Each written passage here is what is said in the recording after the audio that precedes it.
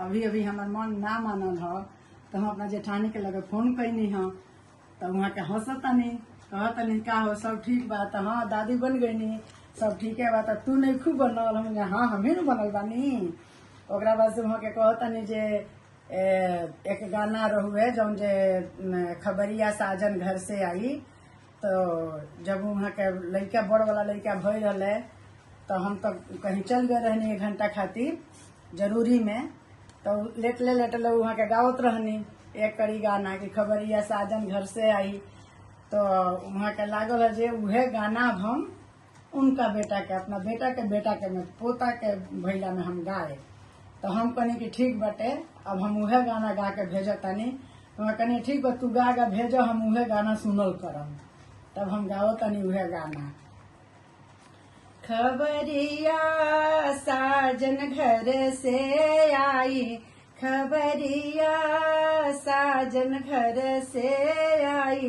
पहली खबरिया ससुर जी के आई पहली खबरिया ससुर जी के आई। रुपैया डाक द्वारा आया रुपैया डाक द्वारा आया। खबरिया साजन घर से आई खबरिया साजन घर से आई। दूसरी खबरिया जेठ जी के आई दूसरी खबरिया जेठ जी के आई। कंगनवा लाल जड़ के आया कंगनवा लाल जड़ के आया। खबरिया साजन घर से आई खबरिया साजन घर से आई। तीसरी खबरिया देवर जी के आई तीसरी खबरिया देवर जी के आई।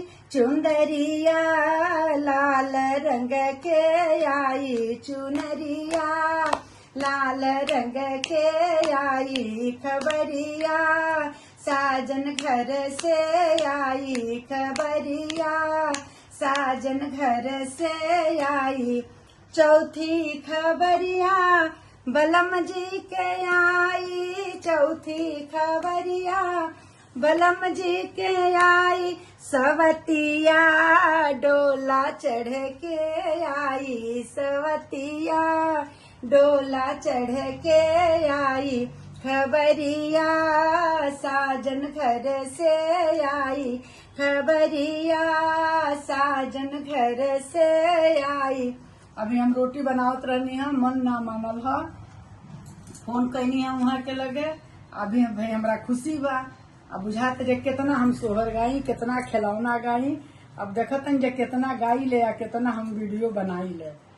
अब वो बात के बात बटे बाकी तो मन होता तो गुजरात में चली जाती। लड़का जुग जुग जियो अब नजदीक नहीं खे नहीं तो हम चलिए जाती गुजरात के बात बटे। इसी में जुग जुग जिया सुललना गा दो। हाँ 2 लाइन।